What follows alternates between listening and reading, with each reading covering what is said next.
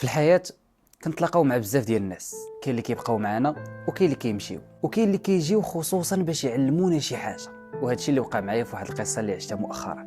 واحد الانسان كانت جمعتني به القوافل وغير الخير، كنت هضرت انا وياه وفتح لي قلبه وعاود لي على المشاكل اللي كانوا عنده، بزاف ديال الحاجات اللي خلاو انه يوصل يدير شي حاجات خايبين، انه يكون مبلي، انه يكون كيشرب. غير اللي زوين في هذا الشخص كان هو انه باغي يتبدل، غير هو كان خاصو شكون يكون معاه وشكون يكون خوه، وممكن شاف فيا انا هو داك الانسان. داكشي علاش كان واعدني باللي غادي يدير واحد التغيير، وبهاء كان واعدو بانه غيكون معاه في كاع المراحل اللي غادي يدير. باقي كنعقل في راس العام هضرت انا وياه في واحد المكالمه، كان كيهضر معايا فرحان حيت في الليله اللي قبل باش بغاو صحابو يخرجوا ويشربوا ويديروا بزاف ديال الحاجات خايبين هو ما خرجش معاهم. كان قال لي باللي هذا العام ديال 2024 هو البدايه ديال التغيير. في اخر سفر ليا هضرنا